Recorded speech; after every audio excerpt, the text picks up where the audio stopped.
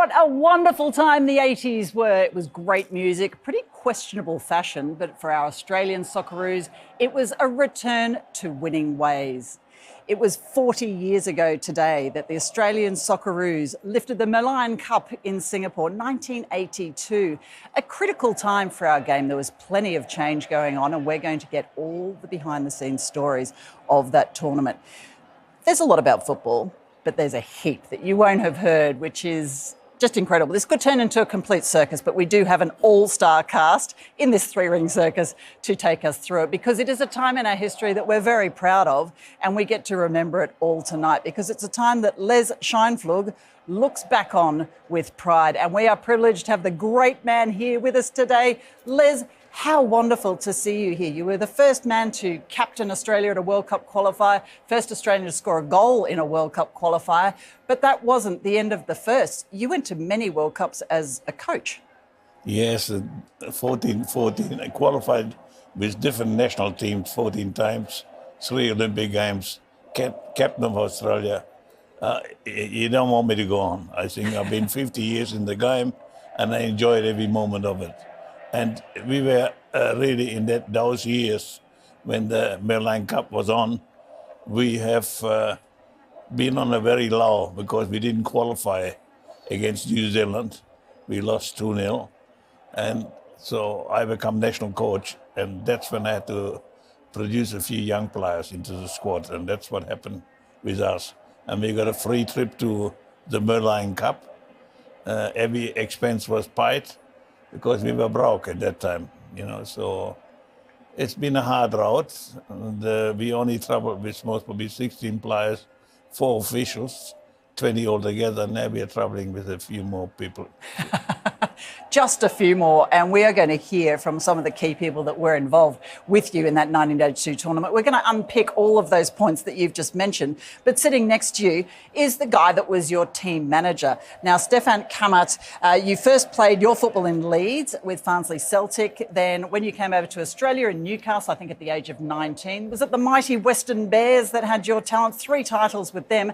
And since then, I reckon you've held pretty much every position in Australian football, through federations, up to the board of Football Australia, and everything in between, CEOs of clubs. It's great to have you here. Welcome. Thank you very much. Terrific. Now, on our screen at probably in about 10 minutes' time or so, we're going to have one of the wonderful players, the great John Kosmina, joining us, who was team captain. But let's go to the equal top goal scorer, who is on Stefan's right. And Dave Mitchell, what a wonderful career. You had pretty much a pioneer in the way that you went overseas, and of course starting your football overseas, but then you came back here and NSL, should I say, under-21 Player of the Year, and then extraordinary Eintracht Frankfurt, Chelsea, Feyenoord, just to name a few. But you were in wonderful goal-scoring form at this Merlion Cup, and it's great to have you here with us as well. Thanks, Stefan. A pleasure to be here. Great to see you. Now, next to you is a gentleman who won't remember the Merlion Cup of 1982 for a very good reason, but a former youth international, and made his way up through senior executive levels at the AFC, at FIFA, and at the City Football Group. And of course, since January 2020, has been the CEO of Football Australia. James Johnson, great to have you here. Thanks, Steph. Great to be here. And I'm going to say you were 5 months old, correct, when that Merlion Cup was lifted? I was 5 months old when that's right, 1982, that's right.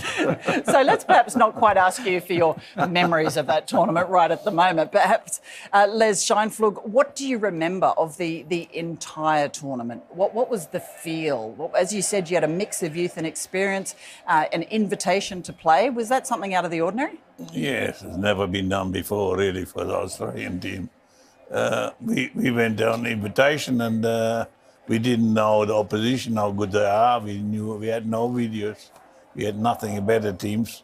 And all we knew is that they're very fast players. They play in their own country. And we knew the referees won't be on our side, because we had the big boys from England, from Australia.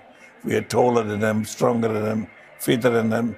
And every 50-50 decision didn't go our way. So we had to really play hard to win this tournament. And what was the professionalism of the tournament like? We watch how slick tournaments are now, and as you mentioned, there's a heap of staff and there's all sorts of arrangements in place for the players and five-star hotels. What was it like for your side? It was very well, but I mean, there's one thing I pride myself off, and the players come back from Europe and say thank you for teaching us discipline on and off the park. And the discipline was excellent with Australian teams, which I looked after. And in the Merlion Cup was the same.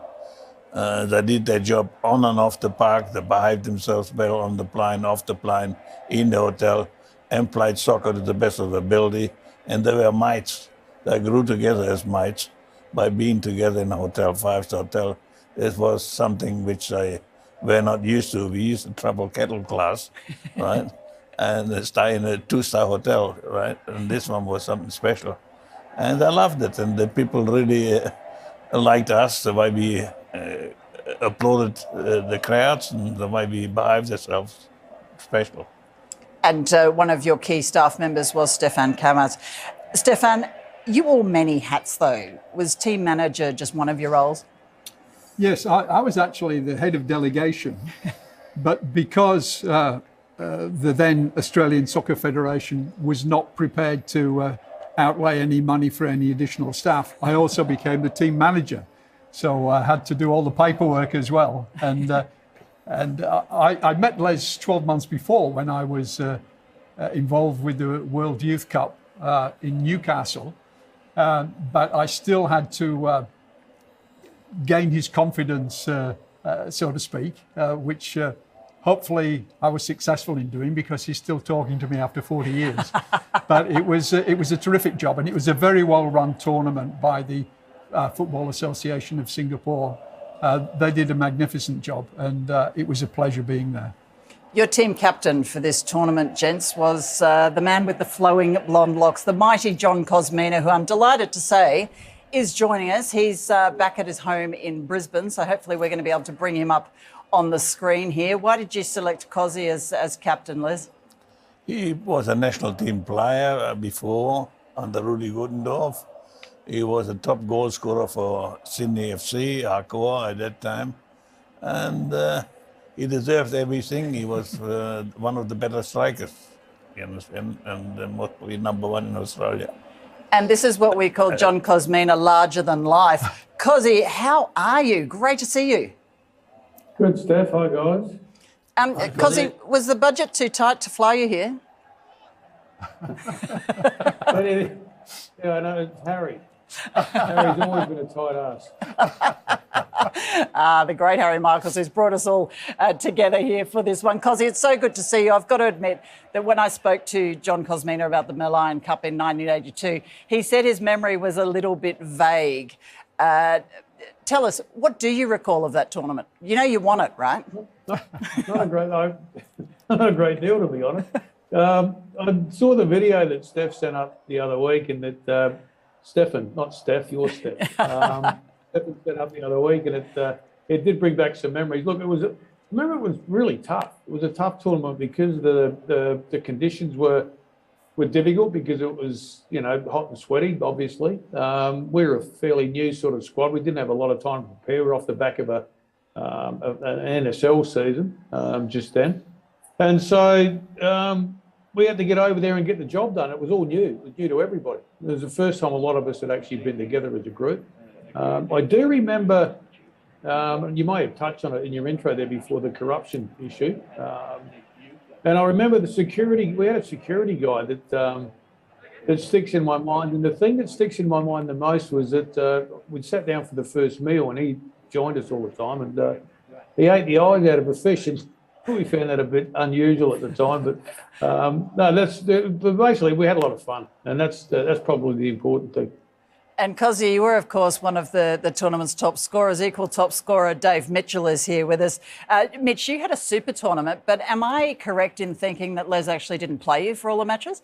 Yeah, he didn't play me the first game for some reason. I've still got to pick him on. I don't know why, but Not good enough. The reason was because there was a lot of young players coming into the team, and he wanted to blend it, So, myself, Steve Blair, Peter Raskopoulos, we're getting introduced from the successful 81 World Youth Cup that we had. And the team hadn't done well. So the thing about Les' success, he knows the DNA of Australian footballers. So I think that's part of his success. And he understands that we probably aren't technically as good as a lot of the South Americans and Southeast Asians and Europeans, but we've got a lot. We're winners. We want to win. And that's what he referred to about being bigger and stronger and faster. And we were successful. And it was great to win the tournament. And it was great to be joint, top scorer, I think, with Cosy. So it was great. Yeah, absolute super result. And of course, the Socceroos would go on to win back-to-back Merlion Cups a year later. James Johnson, as I mentioned, and I promise not to bring it up again after this, but you were still running around in short pants at this time, or perhaps even still in nappies at the time. But would you say, in reflection, that this was the precursor to what we now know as that incredible tournament, the Asian Cup? It absolutely is. And I think it was incredible foresight by our coaches, like the boss, Les Scheinflug, like our administrators, Stefan at the time, and our players. The Merlion Cup has effectively become the Asian Cup. And the Asian Cup today in 2022 is really central to Football Australia's high-performance strategy, because our teams are playing against some of the best in the world, the Japans, the Koreas, the Irans, and also on the women's sides, the Japans, the Koreas, the Philippines, the Thailands. We're playing at youth level in Asia. And I think decisions like the one taken in 1982, yes, the year I was born, are some of the decisions that have led us to where we are today. And that's where our future is. So it's where our history was, and these sorts of decisions have led us to where we are today and where we're going in the future. Les, I think we've got some pictures of the team walking out at this tournament, and you can see the difference. Of course, we're back in the short shorts and the retro strips, which I absolutely love. I think that kit was amazing, with all due respect to our current sponsors. But we can see just the wonderful energy about this side, and they look like a great bunch of lads. But Mitch referred to the fact that you had the experience with the youth. Was that a time of rebuilding, do you think? Yes, like I said before, we lost against New Zealand with the senior team for the World Cup. And I had to build a team, which I believed I had time for 2 years to build a new team completely. And I thought by having just a certain amount of talent, new talent in there, was the best way to go. So the rest were all experienced first-grade players and national team players. And when they played, like Kosi said, the heat, thinking about the heat was like Bangkok yesterday, you understand, when it's really hot. And you have to be very careful when you train in the morning or what time in the afternoon, because you had no strength left after. But no, it was a tournament which we knew the players can do certain jobs. They were friends, not teammates, more friends and teammates.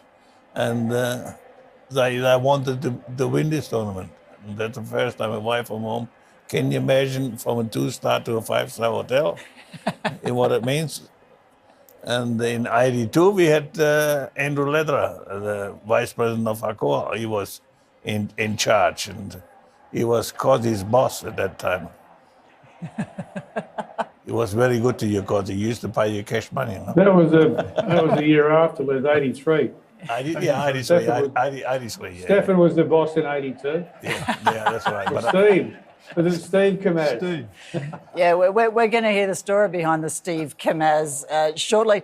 Kosi, you mentioned that you felt this was a regeneration of the Socceroos, the start of the next generation, if you like. Yeah, look, you put young players, George Christopoulos went. I mean, Georgie for me was a great player that probably never had the football career in this country that he deserved. But I think he got wrapped up in business and things like that as well. But there were a lot of good players that came through that system. I mean, we saw, Mitch was obviously starting out. I think you were at Sydney City at that stage, Mitch, and you were about to embark overseas, weren't you? Yeah, that's right. Yeah, You I overseas started journey? at Adelaide City and then I moved over to Sydney City, yeah. Because I wanted to play with Kosi, Yeah. see? So a lot of younger guys were coming through. It was experimental. I mean, I was involved for a short spell with that failed '82 campaign for the World Cup when we were there, Les, at the SCG that day. We got knocked out by the Kiwis. And it had to, now was the time to freshen it up. And Les did the right thing and picked a lot of new faces, because you've got to see how they go. I mean, it's easy. Well, it's not easy. It's okay to be a good club player, but playing in a national team is a completely different kettle of fish. And it requires a different mindset and mentality, and you've got to get that sorted out. No point in throwing a bunch of guys together at the last minute and hoping they're going to do the job. So we had time to do it, and that's what started there. So it was great being part of it. I actually just wanted to test your memory, Cosy, to see if it was accurate, because we actually have an interview done with you about this squad, and we'll take a look at that now. This is an interview with team captain John Kosmina at the 1982 Merlion Cup. Team captain John Kosmina looks at it from a different viewpoint. As far as our chances for the World Cup are concerned, I don't think there's much of a relationship, but as far as building a team for the next World Cup is concerned, I think it's got a great deal of reference. We're trying to get a squad together now that will last for the next 4 years, build a good basis for a team, and to win this cup would be a good start. It'd restore a little bit of prestige to Australian soccer, which was sort of slightly demoralised after our exit from the last World Cup. Gents, he hasn't changed a bit, right? You look at that fabulous lush head of hair, he still looks the goods. Mitch, what did you make of... It's a wig. Few more creases that weren't in that picture. And I'm loving the 80s perm on your interviewer as well, Cosy. Mitch, you were the ones that came in. Still got it. You were one of the ones heading overseas, a bit of a pioneer at the time in that field. Yeah, look, I mean, growing up in Adelaide, we were immigrants, come over when I was 6 years old, but loved the game and played in Adelaide. And then I moved to Sydney City to play with the best club in Australia at the time. They were winning trophies, and my end goal was to be overseas and play, So playing for the national team, thanks to Les and the Australian youth team, where we played against the world's best, and we defeated them, defeating Argentina. So it was my goal to end up overseas, and lucky enough, I went to Glasgow Rangers to start with in 1982-83, and from there headed to Germany, then into Holland, and it was difficult those days to come back and play for Australia because there wasn't, as you mentioned, FIFA dates. It was very difficult. So to combine that, playing with the club and national team. Yeah, Jojo, we talked about this squad. They had the challenges being brought together, and of course they had different constraints, particularly financial. But going with 4 staff, how good would that be now? That's so cheap. It would be great on the budget. But that's certainly not the case in 2022, Steph. 100% isn't. But and couldn't be. Exactly. It wouldn't work. Stefan, we've also got some interviews from you, and this one is you as a team manager actually talking about what you think the game in Australia needs. Let's have a listen. Team manager Steve Kamasz. The facilities here are first class. I mean, the National Stadium is one of the most magnificent stadiums I've ever seen. And even the training facilities that we have here are very good indeed. I mean, this stadium here would rank as being one of the better ones in Australia. Steve, can I ask, was that an ossification? Like, could Australians just not wrap their head around Stefan? My father's name was Stefan. I was Stefan. So when Mum decided she was going to chastise one of us, I became Steve. My father became Stefan. So there was no confusion about who was copying it at the time, right? When I came to Australia, Steve stayed with me for many, many years. And I have to say that when I joined the National Soccer League in 1982, I decided that I should leave Steve because there were certain prejudices against the sport and the multicultural side of the sport. And so I still was known as Steve. But when I left football in the mid-90s for a while, Stefan came to be introduced. Now, my mail says that you were called Big Steve. When I was playing for Western, the local newspaper, the Cessnock Eagle, referred to me as Big Steve, yes. Nice one. Look at you now. Harsh, Les. You spoke about the need for stadiums, for sponsorship, for funding for the game. How much do you think's changed? We're still talking about all of that. We are to some degree. There's no doubt that there's more money that is coming into the game now through sponsorship. And the current administration under James are doing a terrific job with what they're able to generate.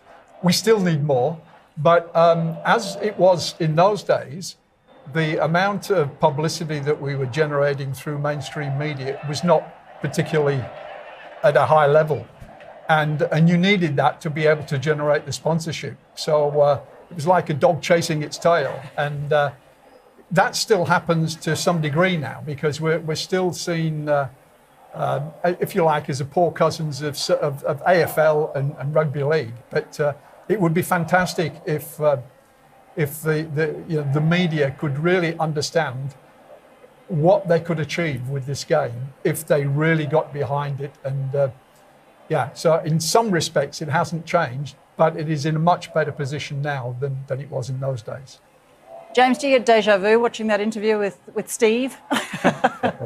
Yeah, look, I think Steve articulated it well. I think where we are today is we've gone through a process over the past couple of years where we've tried to really bring together what I think are the two strongest aspects of the sport, the national team brands on one side, both men and women now, and also our community.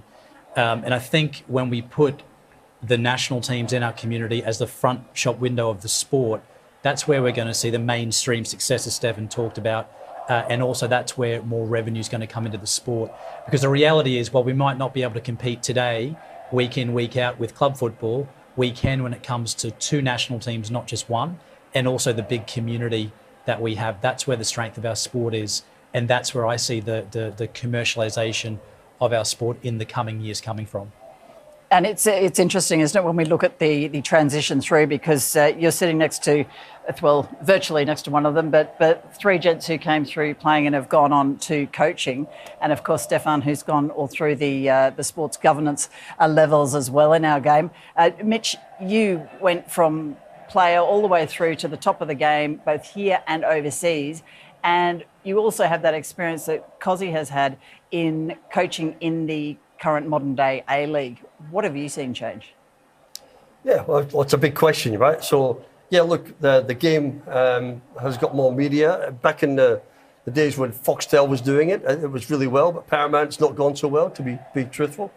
So we just got to get out there and play and be competitive. And obviously with the national team qualifying for the World Cup, that's going to give us more exposure in the world football and get more people watching it. And the more that happens every year, unfortunately, in Cosy, in my era, it didn't happen so much.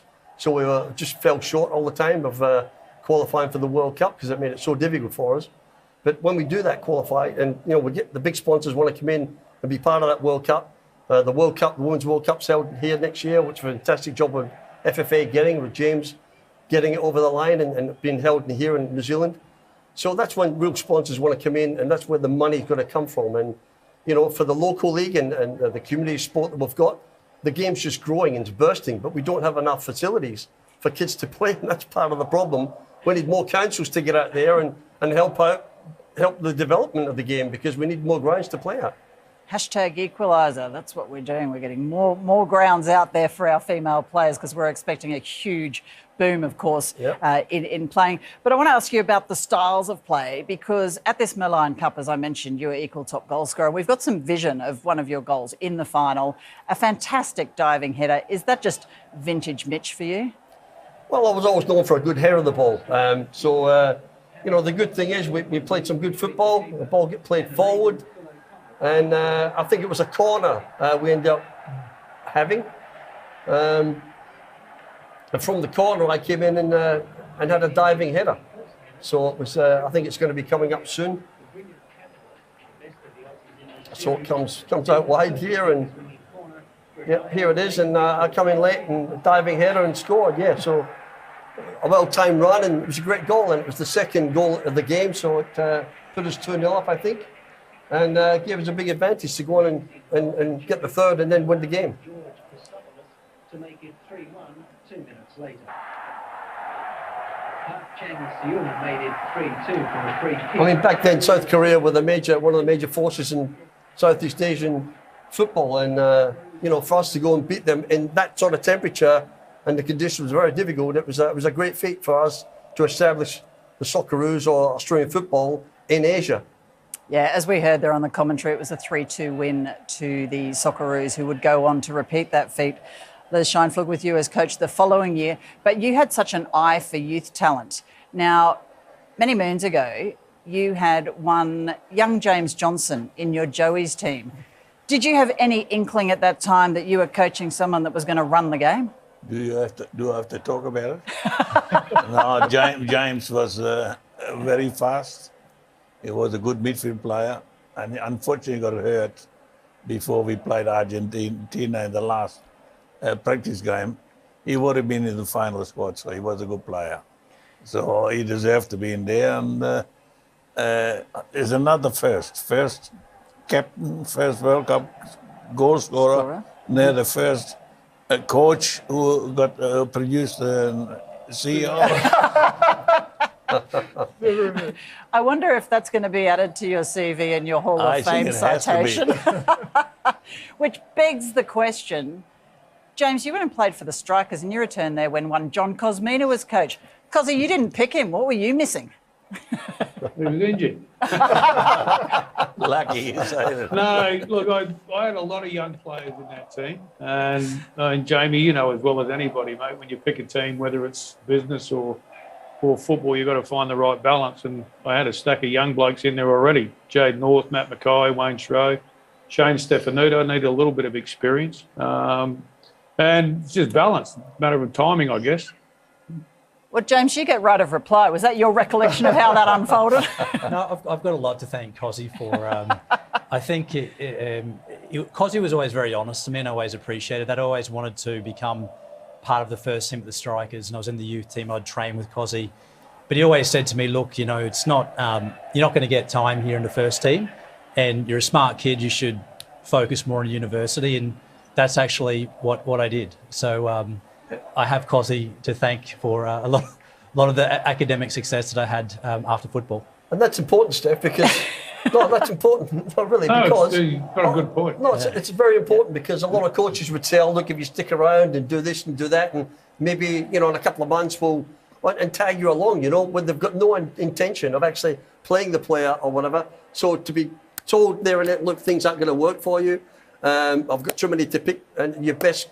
Go on other endeavours, and that's exactly what you have to. You have to be tough to be, you have to be cruel to be, successful here. I think in this instant, yeah, and I think that's exactly what happened, and it's worked out exactly. So, James, would you then say that we can use the quote, "John Kosmina made me a lawyer"? Was that a lie or a lawyer? Did you say? No, FIFA was afterwards. I get mixed up with this. So, Cosy, you can take full credit for that. Mitch, you mentioned the importance of giving players other opportunities. Just describe for us what it was like for you as an overseas player coming back. Do I recall a story where you actually traded a plane ticket with a backpacker? Oh, well, that was years. That was early years when I went on trial. I spent $30,000 buying my own contract at Qatar to go back because I did a deal with Frank Lawyer that if we win the championship, I could buy my transfer fee back because he paid $35 for me from Adelaide, and he said, "Yeah, fine." So I paid him $30,000, and I went on as a free player to Rangers so that the club couldn't ask for $100,000 when I was there. And I had no money left, so I went and got a pommy that was over here and I got a back. You could never do it these days, but it was like, a backpacker's ticket back to, and he gave me his passport. He came to the airport. He put the bags on the scales and through baggage, put his passport on there, and I got the ticket and then went through immigration. And then I sent his passport back to him when I got back to Glasgow. So I was, look, it's unbelievable. It's an unbelievable story, but yeah, you never get away with it these days. You can still be arrested for that. But Mitch, AFP will be out the front, Mitch, when you finish. That was 35 years ago, so it's like... Because he's actually texting them off screen. You can rely on that. Tell us, though, about the travelling back when there were no FIFA windows, because now, of course, we have these windows which allow our players to travel. And we talk about how under stress they are because they fly in, they play a few games, and it's all it's quite compacted, and we're asking a lot of them physically. What was your experience with coming back when there were no windows? Well, it was a different era then, obviously, and now they have FIFA dates, right? So it's a little bit easier for the players to come back and they fly business class. So back in my day, or our day, I guess the FFA didn't have money, so the flight would be economy, and you've got to squeeze it in between games, you know, and that. And when you're signing with clubs, they said, well, hang on a minute, you're a national team player, so are you going to go back and play for Australia? So it's quite difficult in those days to come back and play for your national team, and particularly if you're playing against Fiji or you're playing against Tahiti or the smaller nations in the so-called World Cup. And, you know, you're playing against Bayern Munich, or you're playing against PSV Eindhoven, or you're playing against Celtic, or you're playing against Tottenham. It was very difficult for you to go and leave those games and come back and play. So thankfully, and that all started happening once South Americans started to come to Europe because they had to go back and play in their World Cup games. So in Australia or in Asia, it wasn't looked as so important to European teams, but as soon as the South Americans had to go back and play, then FIFA had to act and work on something where a FIFA date would work for the players, and that sort of helped our players come back. So, yeah, it was very difficult at the time.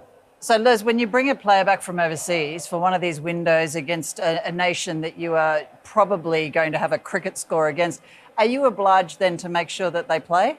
I wouldn't bring him back against a team like that. But you would have brought me back, Les, surely. yeah, Come but on. not against Samoa or Fiji or something like that. I think it has to be worthwhile if you play in a World Cup qualifier, right? And let's go back to the other aspect. Australian youth football was that highly done. We had institutes in Canberra, institute in Queensland, institute in WA, New South Wales, and we produced young players. We stopped doing that, and now we have to start doing it again because coaches from all over the world come to see what we were doing to have a ranking of 5 and 7 in FIFA at one stage. And I think this is the big minus we have got in the moment. We cannot have academies only with Sydney FC and those I-League clubs. And it must be run by the FFI again, you understand? And produce and put coaches in there who were ex-players, not school teachers. That's the biggest problem we got in Australian football. School teachers, they're good on the whiteboard, good on the computer, but can they play? Let me look on the ground. No. So this is a problem we have got in the moment still. But now for the first time we got one under-17 coach who played for Australia in Portugal. Right? He's under-17 coach. We got young players like what's his name in Brisbane, the striker. He was at the game in Brisbane. Anyhow, he was a striker, played in the institute. And what's his name, Jade Norse. So all people involved in the game now, you see. We need people like that to help the youngsters. And because we're paying them $20,000 a year, can they live from that? We have to, youth coaches have to be the top paid coaches in the moment, right? Until we are ready to go on with the job again. I'm going to let one Tom Samani know what you said about school teachers, because I'm sure he'll be very keen Tommy to... used to play under me in Marconi, so... Well, he's unique because he's a bit of both, right? So he's got a foot in both camps, so he can't lose. And he's a Scot, so there's bias as well. How many more school teachers you got to play I-League? You mentioned a few. Okay, fair enough. John Kosmina, were you a school teacher? No, I actually was going to be, but I packed it in. I didn't finish uni, Jamie. I should have taken a leaf out of my own book. No, look, Les has got a point, but just thinking of school teachers, Steve O'Connor was a school teacher, Les. He was one of your favourites, Mitch. Yeah, there's an example. Who else was a school teacher? I know Peter Fredenick went on to become a lawyer, quite successful as a lawyer, and he had a good national team career as well for a short while. Great NSL career. I'm talking about coaches. So I think life back then was a lot more simple. You could go to university and play football and get away with it because the game wasn't professional. Now it's a little bit different. There's a lot of things to be considered. It's easy to say, yeah, we've got a million, whatever it is, Jamie, kids playing the game, but does that actually translate into the dollars and cents? How many, and I work a lot with kids, a lot of kids that play the game now won't be playing it in 5 years, and they won't translate into supporters either. The biggest problem we got with our game is it's actually easy to play, and it's a great sport for kids to be able to join in. But whether they stick with it or not, it's a different kettle of fish. Producing players at the top end to get them spitting them out like we used to in the old days, it's we don't get to Europe as quickly as we used to or as easily, because whether that be Britain or mainland Europe, because the game's opened up. Mitch, you mentioned South Americans, you've got Africans in there as well.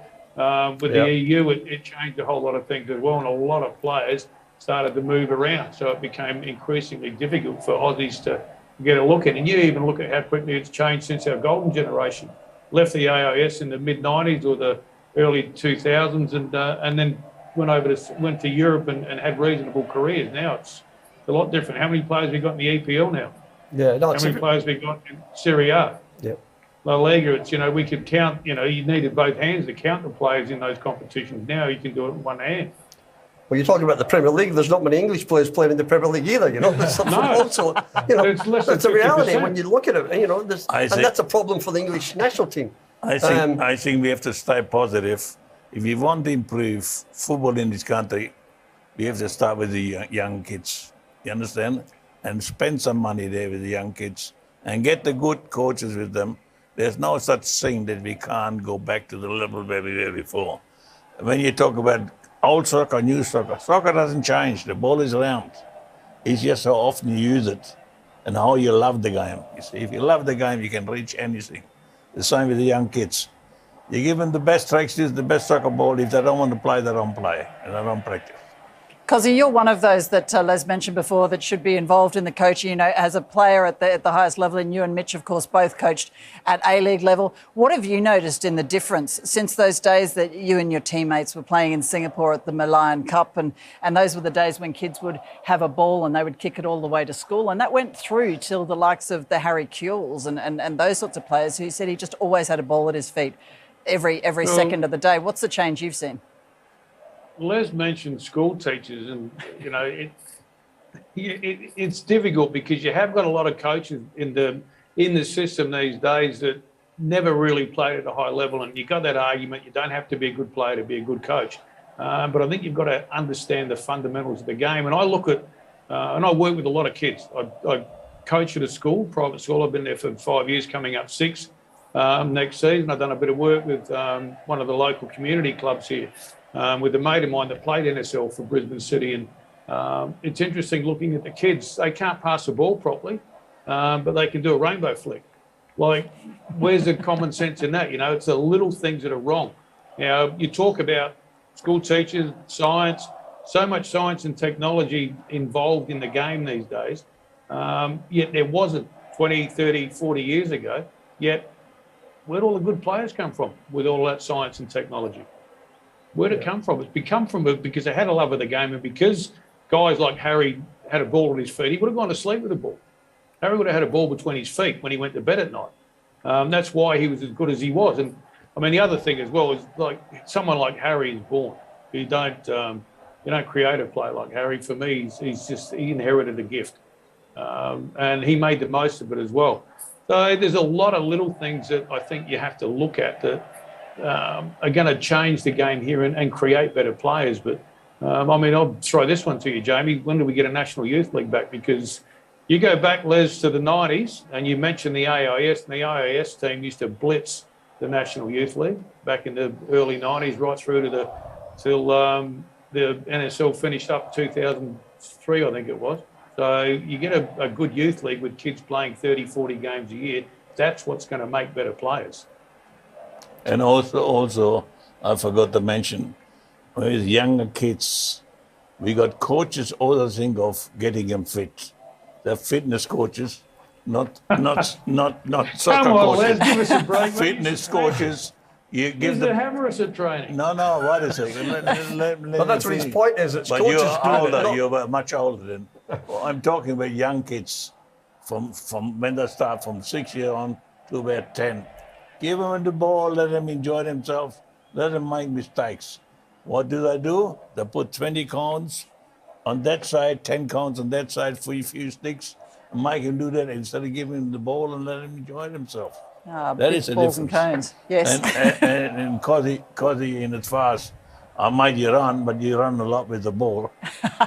That's why you scored so many goals. I mean, Cossy's right, because I do some work at Knox Grammar and Linfield and North Shore here, and it's like a scenario where he's right. They would rather do the rainfall pitch, and would they go and watch an A-League game? They wouldn't go, you know, and they love the game, they play the game, but it's not in their DNA to go to the games, and it's trying to get them to go there. You know, and I think going back to the point where the gap that's happened, you talk about an A-League coach, you earn so much in Australia, if you lose that job, the next job you get is going to be like 5 times less money. And so they want to play with players that have played in the A-League and don't give young players enough chances to play. And that's part of the problem with the AIS. That gap was filled with AIS players coming into the NSL, and the NSL probably weren't as fit or professional as the A-League. So the A-League's expanded and gone further away, and they're having all their elite academies, and the AIS isn't there anymore. So you've got all these players with a big gap. You know, they're playing at club level, but the coaches don't give. There's so many players that don't get a chance, you know, at Western Sydney Wanderers or at Sydney FC or Perth Glory when I was there. You have to pick between 1 or 2 players, and if you pick one player and he does well, the other player might go and play in State League and never gets a career again. And I had that. You know, it's a situation where coaches have got to be very careful what they do with players and picking them. David, you did get my point. What I'm trying to say, from 6 years till about 10, don't give them the counts, don't give them the sticks, let them play with the ball. Of course, no, sure. And the more they play with the ball, the more they enjoy coming to the game. Absolutely, no, I agree with that, right? Totally, yeah. But you see so many school teachers, I got a book, count here, 20 counts there, 3 sticks there, and that's what happened. But that's where self-taught sometimes. Let people have the self-taught, let them play, let them have the freedom. But then there comes a point when you need a bit of structure, you know, and that might be from 12 onwards or whatever. Yes, but initially, let them play with the ball, you know, and let them express themselves. And that's the thing, expressing themselves. So, James, you've seen both sides of this conundrum. You grew up in the era where there was an AIS. And I don't know, who was your idol in the Australian team growing up? Oh, Frank Farina was someone I looked up to as a Queenslander, and not just a Queenslander, someone from the country part of Queensland, Frank Farina. Yeah. So were you one of those kids that had a ball at your feet and you were imitating your heroes and went to watch and came through that scenario? Yeah, growing up in Rockhampton, it was always a case of really connecting with players from the regional parts of Australia that had ended up in the senior national team. So anytime there was an opportunity to watch the young Socceroos or the under-23s or the Socceroos in Brisbane for me, my family and I would travel up to watch the team. We would travel down to Brisbane to watch Brisbane United play in the NSL, and then later the Brisbane Strikers. So I think it was extremely important to have these sorts of mentors and people that you could aspire to being, particularly growing up in the regional part of Queensland. So to Cozzy's point about a national youth league and about the AIS, and you have worked all over the world with City Football Group, Asian Football Confederation, and of course your role at FIFA. Yeah. So you've seen a lot of programs. What can we do better? Yeah, look, I think it's a package of measures. I don't think there's any one thing that's going to solve player development. I think the first thing for me is we need to resource our youth national team programs better than we ever have. This year, the FY23 budget for Football Australia will invest more in youth national team programs for men and women than we ever have in the history of the sport. So that's something we can do now as a consequence of bringing revenues into the sport. We have to invest. And that investment means that we can have more national team youth camps. It also allows us to appoint a suite of coaches. So for the first time in many, many years, we have Arnie as our Socceroos coach. We have Tony Vidmar as an under-23 coach, which is separate from the Socceroos. We have Trevor Morgan, who's the under-20s coach, and we have Brad Maloney, another former Socceroo, who's the entry point to our national team programs with the under-17s. And we have the same on our women's side as well. So resourcing our national teams appropriately is important. We've appointed a chief football officer in the past 6 months. Ernie Merrick has come on board, and we're asking him to look at competition structures, as Cozzy mentioned, around national youth teams and also national youth championships, and also the coaching side of the game as well, because we need to also teach coaches as well as players to be as efficient as we can when it comes to player development. And then we've got competition structures and transfer systems. And this is part of a strategy that we're implementing at the moment. We're halfway through the implementation of a transfer system. And one of the core reasons we do it is because ultimately we want to incentivize clubs to develop players. And as the boss mentioned, we have to go beyond just the 11 Australian A-League clubs to develop players, because the reality is we're competing against the Japans and the Koreas that have 20, 30, 40, 50 clubs that are developing players, and we need to do that. And then there's a second tier that we're talking about. We're in the process of bringing this to life. We'll put out an EOI, expression of interest, for clubs that are interested in participating in this competition very soon, and it will have a very big focus on youth development, so that players who may not be ready to play in the A-League have a place to play, and that would be for many younger players, so they get more match minutes at critical ages of development. As in replacing an official National Youth League? I wouldn't say it would replace. The National Youth League sits with the APL and the A-League. That's something we've agreed with the league, but we need to, as a governing body, we need to do other things in addition to the NYL, and a second tier transfer system, the appointment of a full suite of coaches, a chief football officer, and a big investment in youth development programs are decisions we're taking today that hopefully we'll see the benefit of, not tomorrow, but in 5 to 10 years' time. Stefan, Big Steve Kamasz, you still with us? Now, I've let you slide under the radar thus far. Your thoughts on this, because you've seen that too, from playing through to the governance level. Yes, look, I think when the National Soccer League ceased and the new A-League commenced, we had a situation where there was no National Youth League, as we've said, and the focus was just on one team at the senior level nationally. So, what existed before was no longer there. The Institute of Sport was no longer there. A lot of the state institutes were no longer there. So the players that came through that system weren't coming through anymore. And there was limited opportunities for them to play at the top level in the A-League.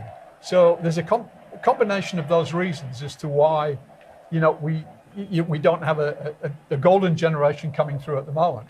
However, with the introduction of the A-League academies, James's second division, then we're starting to, and I hope that something happens with the National Youth League as well, under the A-Leagues, because we need these kids to have an opportunity for the best to play against the best, so that they can come through the system and we get back to producing another golden generation. So I think it's just starting now, yeah. Go, Cosy. I think, and I've had a number of discussions about this. I think it's not a waste of time, but I really don't know if A-League clubs should actually have academies with 12 and 13 or 13s and 14s and 15s, or maybe even 16s. I think it stretches clubs' resources. I think there's enough quality within the local NPL to develop kids. And then the A-League clubs can start to look at a broader range of kids, because I've seen so many kids come through academy systems, whether it be Adelaide United when I was there, or, obviously I coach in the NPL here in Brisbane, and I've got association with the Brisbane Raw, and look at what they do. And there's more kids, the kids come out of the system and they go nowhere. They go into NPL and a lot of them end up losing interest in the game. Kids build their hopes up when they get taken into an A-League academy, and 4 years later, they're on the scrap heap, and it's like, well, do I really want to play NPL? The enthusiasm's almost gone. I think you're better off just leaving it with clubs and getting these kids to strive to get looked at at an A-League club at 18, for example. And in Australia, we are a country of late developers. We always have been. 18-year-old kids in Europe are so more advanced than 18-year-old kids here in Australia. And that's simply because of the level of competition. In Europe, you're a 16, 17-year-old, and there's another 100 kids you've got to compete against to get a look in. Here in Australia, you get into an academy, you play, that's it. And there might be better kids outside, and I'll be honest with you, I've seen better kids outside of A-League academies, yet they don't get a look in for whatever reason. And that gets back to the coaching structure. Sometimes it's easier just to stick with what you're comfortable with. And I've seen that happen a lot. And I've said years ago, actually, when I was coaching back in the NSL, you get into an academy, it's harder getting in than it is getting out. Or harder getting out, than it is getting in. Once you get in, it becomes a comfort zone and you just tend to move through it. And it shouldn't be like that. I want to talk about comfort zones, Cosy, and to all our viewers who might have joined us late and think that you've joined a youth development and coaching seminar. No, we are celebrating the 40-year anniversary of the Socceroos lifting the Merlion Cup in 1982 in Singapore, and we're reflecting back on that with our wonderful panellists led by head coach Les Scheinflug. But there were certain moments around that, and youth was one of them, and we've explored that a little bit, but Cosy, you spoke about players being worldly and the different experiences, and I'm going to take you on a wild tangent here. How about your experience at the Merlion Cup? There was a beauty pageant. Were you aware of this? I'd forgotten about it. I saw the footage. I think blanked it out of your mind. So if we look here, and we can see Stefan Kamasz looking on intently, or Steve, as it were. There was a lovely lady chosen from each competing nation to be part of this beauty contest. Australia sent 2 women from Western Australia. I don't think Stefan actually picked either of them. But Cosy, why weren't you on the judging panel with him? I was married.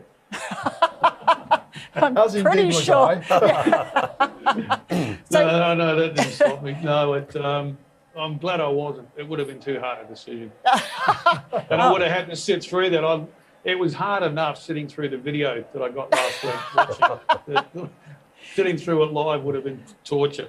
I've got to say, Stefan, so wildly inappropriate, but so of that time. How did you end up as a guest judge? Well, each of the heads of delegation became guest judges. I mean, Cosy doesn't remember it because he wasn't asked to be a judge. But I actually did vote for one of the Australian girls, and she didn't win. So. Oh, what a shame. I did love, though, there's a bit of... Is that a surprise? Stop it. There's a bit of commentary over that piece, and if you want to go and check it out, I think it's on Harry Michael's Facebook page, potentially. You listen to it, and it talks about Stefan sitting there as the guest judge, and you can hear him saying, 85, 62, 85 are down as her statistics. I know. Yeah, not acceptable today. What's that translating to into inches, Stefan? No, truly unacceptable. But again, one of those things we look back at, and it was a sign of the times. Was the other off-field revelation a sign of the times as well? Because another diversion, Stefan, was not just the can you please be a guest judge in our beauty contest. You were getting calls about a little bit of on-the-side betting? Yes, look, there was a lot of gambling going on around this particular competition, and there's a lot of gambling that goes on throughout Asia. I received 2 phone calls from a young lady asking if we would fix our game against Indonesia. And we weren't offered money, we were offered women. Indeed, and I want to hear your reaction to this because you were interviewed about this at the time. Let's have a listen to that. How come the players missed out? Approached during the week, obviously because of the amount of betting that does go on these matches. And I personally have received 2 phone calls, both from ladies, offering me their bodies, if you like, in an attempt to get the players to throw the match. I find it ludicrous, really, because we don't experience this sort of thing in Australia. Apparently, it's commonplace over here. And because there are hundreds of thousands and at times millions of dollars involved in the games, it's serious business. I had an approach from the CPIB 2 days ago, and I had to make a written statement to them on exactly what happened regarding the 2 phone calls, and they're treating the matter very seriously. But obviously, from our point of view, it's a little more light-hearted because it's a new experience to us. But I'm quite sure that any approaches that are made to the boys will just be laughed off. They're here to do a job, and we intend to make sure that that's accomplished. So, Mitch, did he ever tell you that... Is it true that they knocked you back? That's the reason it didn't go ahead? Well, no, of course, that was the problem. They didn't tell the players the brief, and I ended up scoring 2 goals there against Indonesia. Look, it was interesting. This actually made the front pages of the Daily Mirror in Sydney. It was probably the first time that the late Tommy Anderson, the journalist and an ex-player and coach, had made the front pages of the Daily Mirror. And it actually made a book by Bob Bottom, right? Bob Bottom wrote on organised crime, and we actually appeared in his book. I received these calls, and we were asked to draw 0-0 with Indonesia because Indonesia had won their first game, and a draw would get them through to the semi-finals. I obviously was somewhat taken aback by this request, and I immediately reported it to the Singapore Federation, who then reported it to the Corrupt Practices Investigation Bureau, and I had to give a written statement. And I should say that other teams were approached because one of the players of another team who was alleged to have participated in this was sent home. Now, because they'd asked us to draw 0-0, the game's going on. I'm sitting on the bench near Les.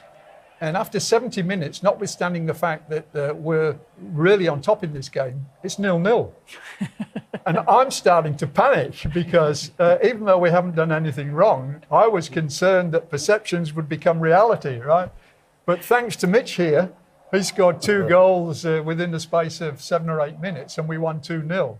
So I was relieved, right? The next morning, our physiotherapist, Charlie Jurisic, who was a terrific physiotherapist, unfortunately he's no longer with us, he was also a comedian. And he said to me over breakfast, Steve, as it was then, Steve, there was a fellow looking for you last night. We couldn't find you. Where were you? And I said, I was in my room all night. Why didn't you ring me? He said, no, we couldn't find you. This fellow wanted you. And I said, well, why does he want me? And he said, well, he had a busload of women there for you. Right? By which stage, obviously, I'd realised he was taking the mickey out of me. But yeah, it was a strange experience. And yeah, thank goodness I've never had to go through that again. The funny thing, he never told us anything. Not to Cozy, not to David, not to the coach. Yeah. He kept it for himself. Yeah. I was going to say, Dave Mitchell quite literally saved your blushes. So you knew nothing about this, Les? Nothing at all. Is that the best way it was? It's the best way because they put extra pressure on you for if something goes wrong, like you said, 0-0 by accident. And they had bookmakers all over Singapore, Malaysia, and they were detected even in England at some stage. Their bookmakers, they were betting on games till they got detected. Yeah. Even the goalkeeper from England, Grobela, from Africa, you remember he was involved? Yeah. So. I can see the sweat breaking out on James Johnson's brow. Please never have to do that. It didn't come from me because Les wouldn't allow me. He wouldn't allow me to talk to the players. I can't remember his name now, but we had a security guy that worked with us, and because I got tapped up in the foyer. Yes. Of the hotel, and he was around, so we just spoke to him about it. We just laughed it off because it was never going to happen anyway, not from our perspective. Yes. Yeah. You mentioned one of your cast and crew that's passed away. There's actually 5 from that group that travelled that are no longer with us. Yeah, Charlie, unfortunately, Roger Musgrove. 2 of the players, there's Phil O'Connor and Martin Crook. And the referee who travelled with us for that event was Tony Boscovich. So, yes, unfortunately, those 5 are no longer with us, which is very sad. You mentioned Martin Crook. I think he only conceded a couple of goals all tournament, didn't he? Yeah, no, he was, at that stage, he was a good up-and-coming international goalkeeper. But we had so many good ones, you understand, really, in that era. You know, I went to Portugal, I had Kalac, I had Schwarzer, and I had Bosnich in the under-20. Can you ask for any more? Yeah, spoiled for choice. The only goals scored against us were in the final. The previous games we'd won without conceding any goals whatsoever. You spoke about earlier when we were having a little bit of a chat about what sort of things you'd like to touch on. You all mentioned the DNA of the side, what it was intrinsic to this side that made you perhaps more powerful together as a collective. JJ, DNA is something we still talk about as being really important to our national teams.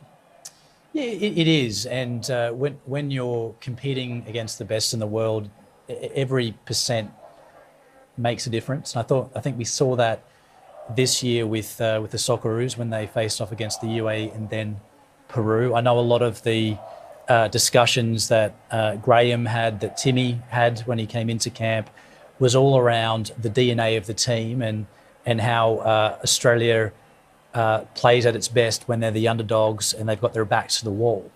And I think we've seen time and time again throughout our history, even up to just a few months ago, that's what makes the Socceroos, and that's also what makes the Matildas in 2022. Indeed, and the collective, I think, and we can include in that as part of our football family, the Pararoos and the Paramatildas, who will strive together to achieve that objective. Mitch, it was something particularly important to you, wasn't it, that the players, perhaps on their own, not all superstars, but together you formed a really good unit. Yeah, absolutely. And that's like going back to Les's day. He had that interaction with players. He could smell a player if he wasn't bothered or if he was, and he'd come and talk to them, get in their head. As a coach, you have to be a bit of a psychologist and you have to try and get the best out of them. And Les certainly did that. And with the blend he was trying to do from not qualifying for the 82 World Cup and in this tournament, in the Merlion Cup, myself and 3 or 4 other young boys were played there. He's bringing that into it. And, that gave him enthusiasm. And players like Kosi, were looked up to from the younger boys because he was one of the stars of the league at the time. So it's a scenario where we were playing and we're enthusiasm. That gives you an injection to any team. And going there and giving the pride back in the shirt. And that's what Les was always, that pride in the shirt and playing for the Socceroos or Australian team or national team, whatever it may be, that you've got to have the pride to play for it. And, you could just see that all the things he's done within the game. And, even I didn't know his past history, which is a shame.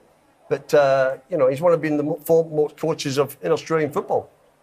That has been successful. I've been in 2 games.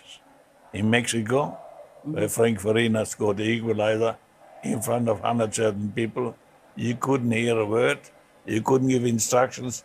We had to tell the physio to go on the park when somebody gets injured and give instructions. And then in Portugal, 118,000. The more people went against the Australian team, the bigger they grew, our boys. And one thing, where we made the mistake, we brought coaches in here that want to play their style from their own country, instead of letting us play our style, which is winning, going forward. All right, you learn to defend, which is part and parcel of knowledge. But this is our style. The Australian style is not to go back, go forward and score goals, get crosses in. And soccer hasn't changed that much. You have a look at even the top teams now. Suddenly they play with 3 in the back. We used to play with 3 in the back, 1 sweeper, 1 stopper, right? And the 2 fullbacks and 3 midfield players and 2 up front. Soccer hasn't changed that much. It's just the players you got of football. Yeah, football. But I'm from the old era, you see, so it hasn't changed that much either. But just that, we talk about, the 1%ers. Everyone talks about the 1%ers getting better. But you know what? Never forget the 95% that you got there as a core. That's a lot of people forget that. You get all these 1%ers and forget that 95% core that you're talking about, and that you end up missing. So you start from 70% and you're near these 1%ers. The core is the value of everything in the team. Indeed. You mentioned the players looking up to Kosi and his stature at the time. Stefan, what would they like to manage as a team? Were they rascals? I bet. They were terrific, actually. I was thinking that 1 or 2 of them, because they were stars, might be in love with themselves. But no, they were a terrific group to work with. They were fantastic. And of course, you have the boss next to me, who was in charge, and they respected him, so they behaved themselves. So it was terrific working with them at the time. I loved it. You have no idea how often we sneaked out, so obviously we did a good job. That's what he says there, but he was on the next plane home if I catch him. The thing is, when you snuck out, you actually caught Les out with him as well. It was all Yeah, in but the you got to same bar. catch me, Les. You never caught me. You were too fast. Too fast. Cosy, what Les has just said about the evolution of the game, but it's still actually the same game. Was that your experience? And you've watched Australian football through from coaches before Les Scheinflug and then through the different incarnations, if you like, or iterations afterwards. Has it changed that much? Are we still the same sort of players? Look, I think the world of football is a lot more tactically aware than it used to be back in our day. You look at the A-League, and Mitch touched on it before, that it's a lot more professional than old NSL ever was. But if you look at the players in the NSL, they were virtually self-developed. They were self-taught. Training these days for young players is nothing like it was in ours. It's very, very structured. In our day, I guess there was a lot more like natural learning. It's because we basically played street football. I mean, Mitch, what did we do at training with Tomo? Yeah, we're a successful side with Sydney City. But we played five-a-side most of the time. You knew exactly what you were going to do, and it wasn't a free-for-all, but you're allowed to develop at your own pace. And I think we did that back in those days. Now it's a lot more complex for coaching kids. There's a lot more expectation of coaches, and football's become a business. And so there's also the commercial side of the game that you've got to look at. And I think that influences somehow the psychology and almost the philosophy of the game in this country as well. I mean, Jamie, you just rattled off a whole lot of metrics here, which I understand because you're on that side of the business, but none of it said about developing, who's going to be a good footballer and who's not. It was all about the commercial side of it. And you talked about national team stuff, like what you're going to do with the youth teams and all that sort of thing. That's not going to make us better players. The cream will always float to the top, and you'll get the good kids coming through that will be picked for the national team. But will they be as good as kids that were picked 20 years ago, that were more self-taught, that maybe had to do it a bit tougher? You've got to get back to the basics, and you've got to look at those million-odd kids that we've got playing the game. Where are they going to be in 5 years' time? Will they still be playing football? Or more importantly, how do we turn them into supporters if they're not playing? Or are they going to play over 35s or over 45s with their mates, but turn up and watch an A-League club or their local club on the weekend? That's what we're missing. Back in the old days, you got people that turned up and watched. Now you don't.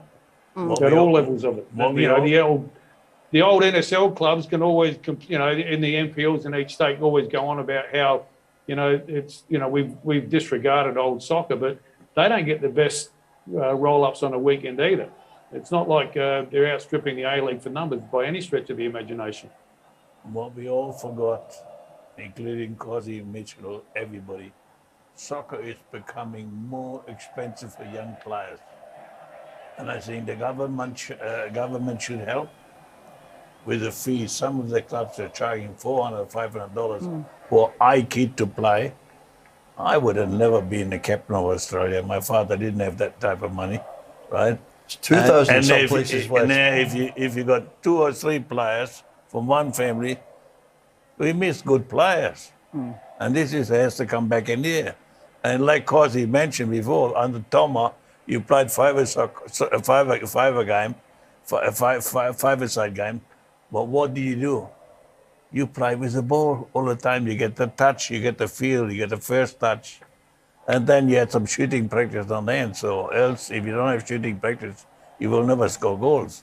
But these are... I got a question. Yeah. Sorry, I got a question for Jamie, mate, because you would probably know this. And I was thinking about this the other night because I'm forever hearing that football costs too much. I've been involved with an NPL club and I can see where some of the money goes. But say a kid pays $3,000 to play for an NPL club. Can you actually break that down as to where every dollar goes? Are you able to do that? Are we in a situation to do that? Yeah, the answer is yes, Cosy. The first thing I'd say, though, is when it comes to cost of football, it's a very blanket conversation at the moment. We really need to hone in on where the costs are. And if you look at the 2 million participants participating week in, week out, it's a small percentage of players that are paying the thousands of dollars every year. And this is an issue, and this is an issue that's specific to the elite clubs and the NPL clubs. If you look at the rest of the sport, though, my kids, for example, we pay $190 a year at Leichhardt Saints. It's not an NPL club. This is the sort of 98% of our participation base. It's pretty good. The costs are very high at the NPL, and we do have to solve this. The starting point for me is looking at how did we end up in this position?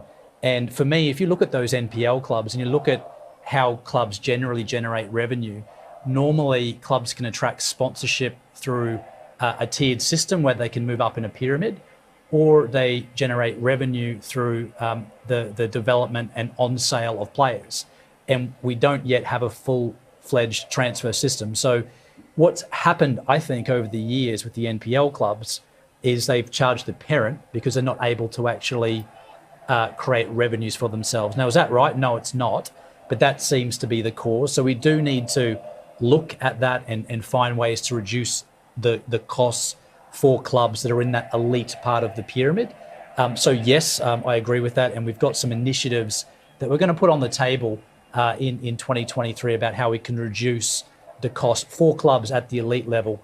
To answer your second question, Cosy, yes, when a player registers, when a parent signs the player up, what the parent will see is how much each level of the pyramid charges for cost. For Football Australia, some might be surprised.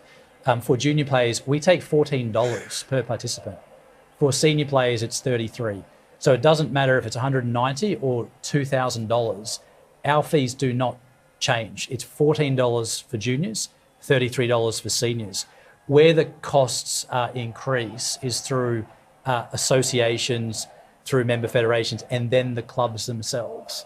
But they are all broken down. It's transparent, and you see it as a parent when you sign your child up. But that's a new thing that we've brought in recent times. See, just on top of that, I think it's great. Just, yeah, on top of that. But when a parent has had a kid at a club and they're paying $3,000 every year, then this kid goes overseas and plays, and then the club asks for $50,000 or $60,000 or $100,000 for development fees. Well, the parents have paid the development fees, so who should be getting the money back? The club or is it the players? And I know the clubs give the vehicle for that to go through, but there's must be somewhere. And that, like myself, I have to pay $30,000 to become a free player. Otherwise, they could ask $100,000 and stop your career going overseas. Gents, I think there's a whole nother program we could probably do on the cost of playing, youth development and coaching structures, and we'll perhaps have to get you all back for this, gentlemen. But tonight, as we starting to run to the close of our hour, I just want to quickly reflect on how important it is to touch on our history, have these discussions, because we're learning from what we've seen in the past to create a better game in the future. And it's been very important. Les, you've seen so much in this great game, and we've had some reminders tonight. We've got another picture here of you. You're with one of the cameramen. I think it was against Argentina, that picture. The cameraman, a nice man. I know him for 30 years, and I simply told him to make sure Harry Michael behaves himself, because he put his camera on me every time I smoked a cigarette, and there was a sign behind me from Winfield, smoking kills. Right, so he did it on purpose. I told him a few Greek words. But so many moments, so many memories. How lovely is it to be able to relive some of them with your colleagues? It's great. Soccer is a great game. So long as football. Let me do my vibe, because you call me old soccer. Right? I believe that so long as we believe more in the coaching staff we got in their country, and we give them a chance to coach this club, don't bring so many imports in there. If you want to send your good young coaches overseas to work 1 month with the top club, Manchester City or Barcelona or Madrid, do that. But don't bring those so-called has-been coaches over here for 2, 3, 4 years, and they achieve nothing. They leave us empty. And that's what happened too often with us. Les Scheinflug, you've been such a wonderful servant to the game. So many wonderful memories you've given us over the years, and you continue to have these conversations with it. Thank you for looking back. Only 50 years. Thank you for looking back with pride on all of this. John Kosmina, thank you for joining us from Brisbane. Stefan, Big Steve Kamasz, great to have you here. Dave Mitchell, wonderful to see you. James Johnson, thank you for coming and giving us a feel for what the future looks like in football. Can we expect to be celebrating more of our great history? Absolutely, we can, Steph. And I think if we're in the football industry, if you're in other sports, if you're in politics or business, history is important. And there's a lot of lessons that we can learn from our history, and specifically for our code, we have a magnificent history. And certainly with this new administration, history will be respected. It'll be respected more than it has in recent times, because history has got us to where we are, and history is part of our future. So history is part of Australian football and Football Australia going forward. Wonderful to hear, and it's been so fabulous to hear everyone's thoughts tonight as we relive that wonderful victory of the Socceroos in Singapore in 1982, winning the first Merlion Cup. Just one of many special moments in our very rich tapestry of the game here in this country. Thank all of you for joining us. It's been great to have your company, and hopefully we'll see you again very soon. Good night.